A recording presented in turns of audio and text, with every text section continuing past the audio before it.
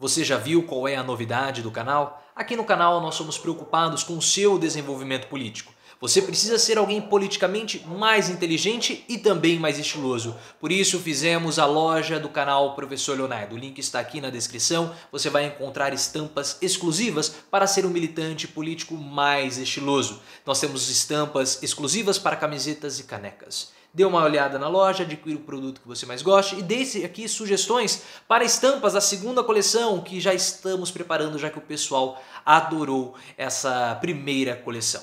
Então deixa aqui o seu comentário também sobre isso e me siga nas outras redes sociais, Twitter, @ProfLeoOficial e Instagram, canal ProfLeo.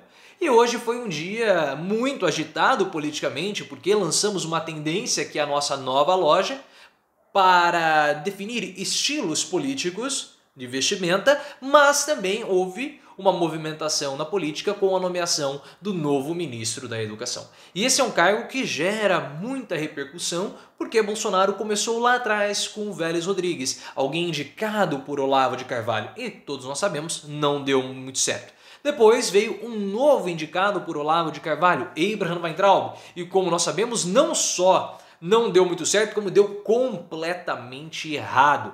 Depois, com a saída de Weintraub, Bolsonaro tentou colocar Carlos Alberto Decotelli, mas uma situação muito esquisita com o currículo dele, falava que tinha doutorado, não tinha, plágios no mestrado, falou que tinha pós-doutorado e também não tinha, uma situação muito esquisita que poderia causar uma investigação no Ministério Público. E o Ministério Público precisa investigar o Carlos Alberto Decotelli porque ele ficou por 11 anos dizendo que tinha título de doutor, aparentemente, porque o doutorado dele foi supostamente finalizado em 2009. E nós descobrimos toda a situação do Decotelli somente em 2020. E ele tinha cargo público, aparentemente. Pelo que tudo foi falado, ele era um ex-militar, coisas do tipo. Então ele pode ter recebido penduricalhos salariais com essa titulação. Então o Ministério Público precisa investigar. Saiu o Decotelli, que nem chegou a assumir, mas está lá no currículo dele que ele foi ministro por 5 dias, é uma figura.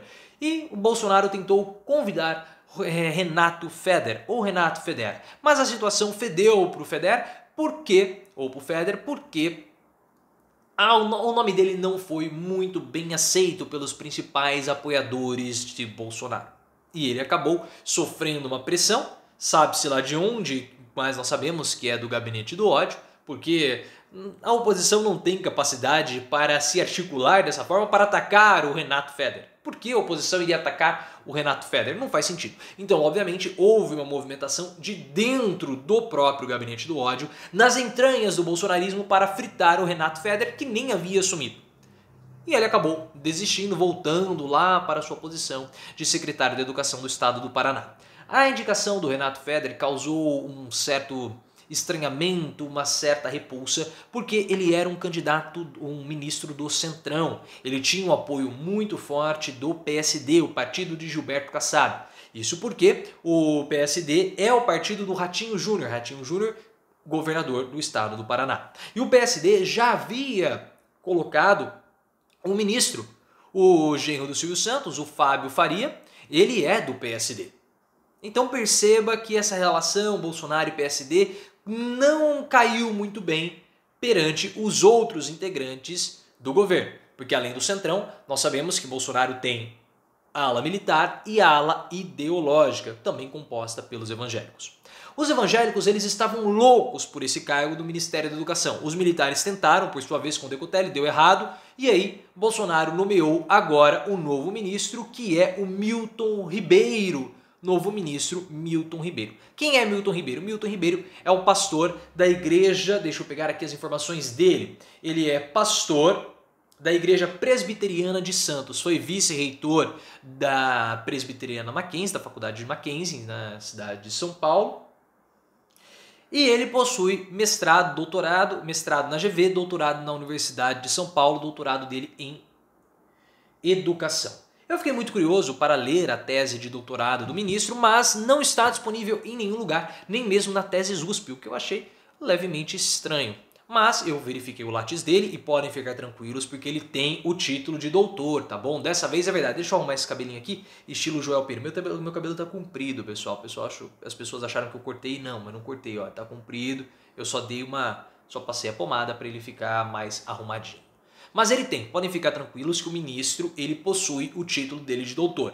Pelo menos é o que consta no Lattes dele e também consta no Lattes da orientadora. No Lattes da orientadora está escrito lá, que é o currículo Lattes, é o currículo que os pesquisadores, os alunos de pós-graduação colocam, as pessoas ligadas à pesquisa colocam lá os seus feitos acadêmicos. Então, no currículo Lattes da orientadora, está lá que ela finalizou a orientação com o Milton Ribeiro. Então, fiquem tranquilos que dessa vez, aparentemente é verdade, no caso, é verdade, mas eu não encontrei a tese dele para dar uma olhada. Mas o que causa, qual é o impacto dessa nomeação para o MEC? As informações que começam a surgir é que o ministro é alguém ligado às universidades privadas. Mas se bem, pessoal, vamos ser sinceros, o ensino no Brasil ele já é um ensino que tem expansão pela via privada. E isso ocorre lá atrás, nos anos 60. Nos anos 60, durante o governo militar, a reforma do ensino, que teve reforma universitária também, ela teve uma mudança grande no paradigma educacional brasileiro. O Brasil, para melhorar os seus indicadores educacionais, mas mantendo o superávit primário, ou seja, mantendo as contas públicas controladas, porque essa era uma pressão do FMI, optou por expandir a sua oferta de ensino pela via privada. Então, a partir de 1964, 1968, quando você tem a reforma universitária, você vai ter uma explosão de cursos particulares, cursos privados, seja de graduação ou de ensino fundamental, ensino básico, no nosso país. Então, quando você pega a oferta de cursos privados de graduação, você tem uma explosão após 1968. Então, o ensino privado ele já avança no Brasil de uma forma muito, mas muito pesada. E mesmo as instituições privadas, elas têm uma dependência do Estado. Eu acho muito interessante essas pessoas falando, do Estado, ensino privado, coisas do tipo, porque nos anos 80, quando você teve após você ter essa super expansão do ensino privado, no ensino superior privado, o que aconteceu? As famílias começaram a pressionar o governo por conta da inadimplência. Elas não tinham mais condição de ficar pagando as mensalidades. E os grandes grupos educacionais, por conta da inadimplência dos seus alunos e também por vagas ociosas, começaram a pressionar o governo. E aí o que o governo fez? Começou a desenvolver programas de incentivo para essas instituições, para que os alunos pudessem estudar nas universidades privadas, nas universidades particulares. FIES e ProUni surgem aí nesse movimento, com essas pressões. Então é interessante que o ensino ele fica privado, mas sempre precisa ter lá uma ajudinha do Estado para que as faculdades possam ser viáveis. Então vamos privatizar o ensino, contanto que o Estado continue dando o seu aporte. Há esse risco, as pessoas elas têm essa dúvida com relação ao Milton Ribeiro, porque ele é mais esse lado das privatizações ou do ensino privado. Mas o ensino brasileiro ele já está se privatizando desde os anos 60. Agora vamos avaliar do ponto de vista político, porque o canal ele tem análises políticas. A análise do MEC, com a respeito da educação, eu posso chegar até esse ponto, que eu sei de toda essa história. Agora vamos analisar politicamente. O pastor Marco Feliciano, que é um dos representantes da bancada evangélica, disse que essa nomeação não tem nada a ver com a frente evangélica no Congresso. Entretanto, o portal Antagonista disse que a indicação do Milton Ribeiro passou pelo André Mendonça. Quem é André Mendonça? É o ministro da Justiça, super evangélico. E Bolsonaro queria já um ministro evangélico para dar uma apaziguada na relação entre a bancada evangélica e o Bolsonaro. Ele queria alguém que pudesse acalmar os ânimos de todos. E o Bolsonaro não quer se desgastar com a bancada evangélica. E por quê? No livro E daí? Desmitificando a farsa Bolsonaro, os links estão aqui na descrição, caso você queira adquirir a sua versão, nós falamos sobre o apoio religioso a Bolsonaro. Fazendo as contas com a quantidade de pessoas que nós temos no país e as projeções do Datafolha, então tudo isso que eu vou falar agora são projeções, esses números que eu vou dizer agora são projeções. Nós temos aproximadamente 60 milhões de evangélicos. Ah, como você tirou esse número? Isso está explicado no livro, tá? É a quantidade de pessoas que nós temos hoje, mais a quantidade de pessoas que se dizem evangélicas segundo o Datafolha. Nós não temos o censo do IBGE finalizado ainda para 2020, então nós estamos fazendo uma estimativa. Então é uma quantidade muito grande de eleitores e o Bolsonaro não pode perder essa parcela do eleitorado. Mas não só adianta o Bolsonaro ter essa parcela do eleitorado, um eleitorado potencial. Ele precisa acessar esse eleitorado e o Bolsonaro consegue.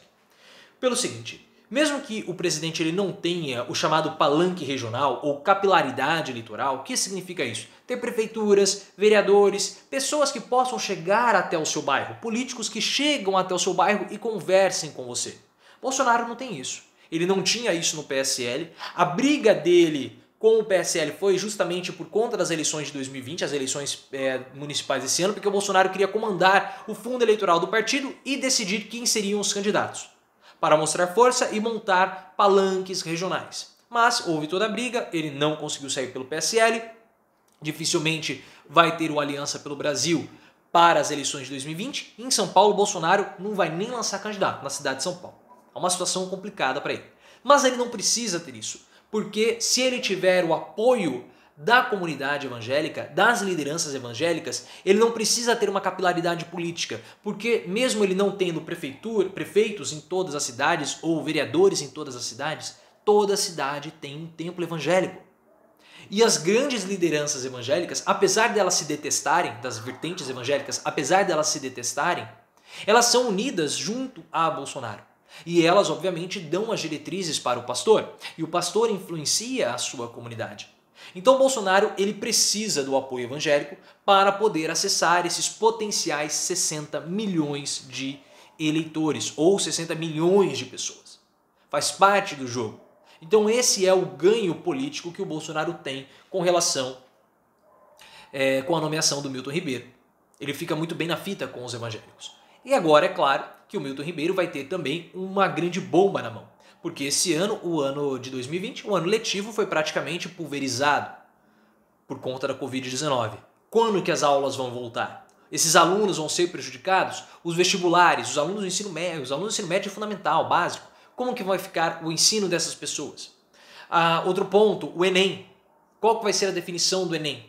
O Enem vai ser nos moldes do ano passado? O ano passado nós tivemos um problema gigantesco com o Enem. A volta às aulas das universidades federais. Então, há um problema gigantesco. Talvez esse seja o ano mais complicado de toda a história para o Ministério da Educação. São muitas incertezas, são muitos problemas provocados pela Covid-19 e também provocados pelo Abraham Weintraub, que o novo ministro precisa gerenciar. Mas vamos ver qual vai ser o papel do Milton Ribeiro como ministro da Educação. Será que ele vai durar muito? Vamos esperar para ver. Deixa aqui nos comentários a sua opinião. Também deixa aqui a sua sugestão de estampa. Quem sabe a sua sugestão não esteja na nossa próxima coleção. Vocês viram, né? Eu pedi para que vocês interagissem e as perguntas de vocês foram respondidas no livro. Então aqui, pessoal, nós somos uma grande comunidade de reflexão. Por isso que nós temos essa grande interação. Somos um canal super diferenciado, agora até mesmo um canal super estiloso com as nossas camisetas que vocês vão comprar para mostrar o seu estilo político para as outras pessoas. Somos inteligentes, somos estilosos e principalmente nós somos bonitos. Se inscreva no canal, ative as notificações, me siga nas outras redes sociais, Twitter @ProfLeoOficial, Instagram canal ProfLeo.